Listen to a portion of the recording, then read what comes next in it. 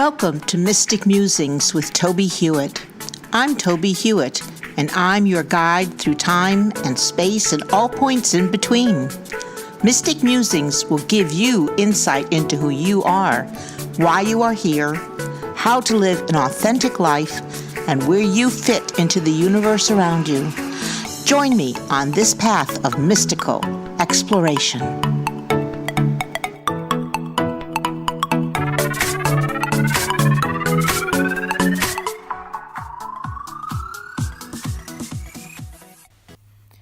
Welcome to episode 68 of Mystic Musings with Toby Hewitt. This week, we will consider the Interdependent Web as we continue our mystic journey.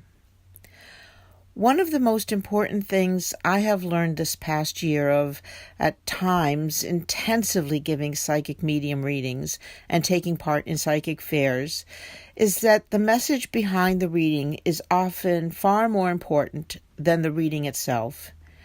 When I receive verifiable information from a loved one on the other side of the veil and share it with my client, I am proving that there is no death, there are no dead.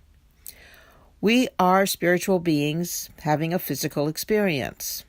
That's it. I know the messages give comfort. I know that information gathered from spirit gives guidance for life paths. But this information is always tempered by the incarnate person's free will, which can change a reading the moment they stand up and leave my presence.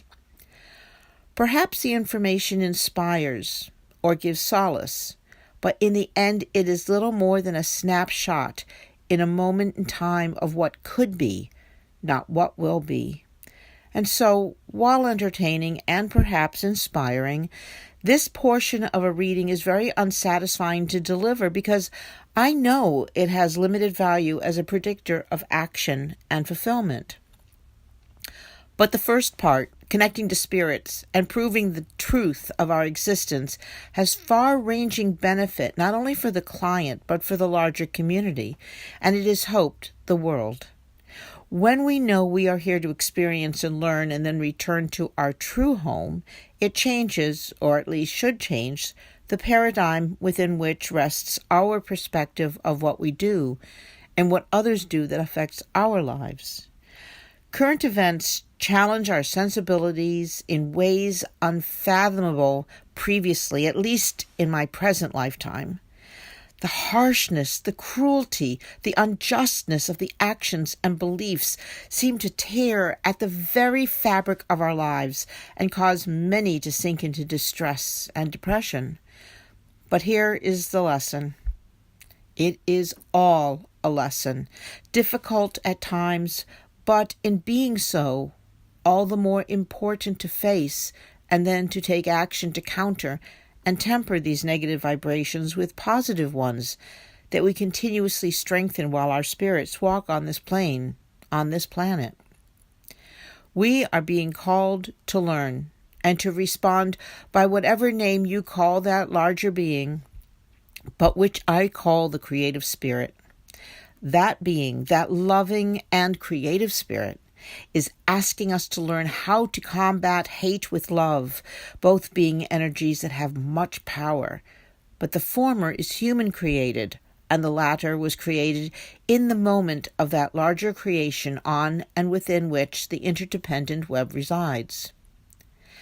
The despicable demise of journalist Jamal Khashoggi, the sending of live pipe bombs to those with whom someone disagrees and inspired by those in power, and the mass murder at a synagogue in Pittsburgh, these are only the most recent and most visible examples of the depths to which the negative energies are reaching to change the nature of the world around us. These negative energies, as has been discussed in previous episodes and in my book, What Now?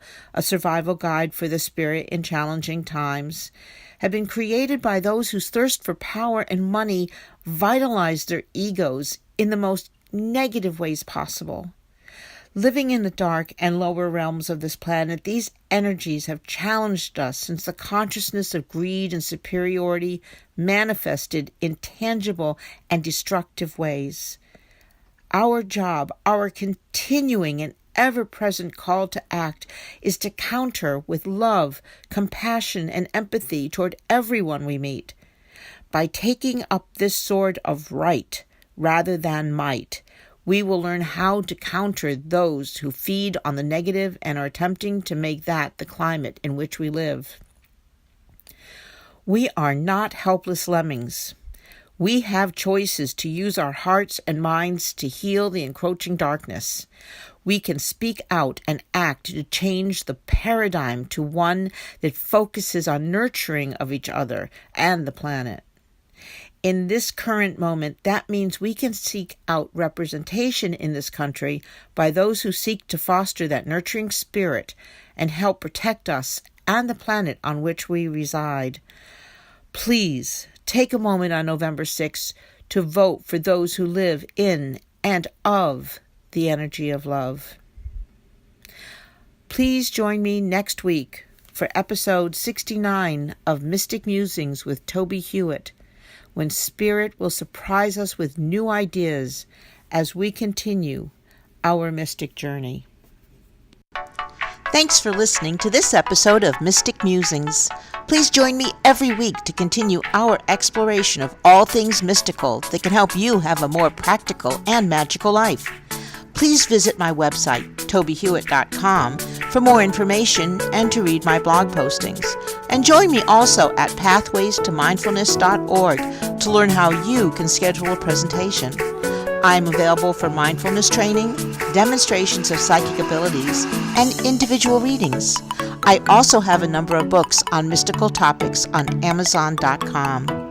I look forward to hearing from you and answering your questions. Please contact me through tobiehewitt.com.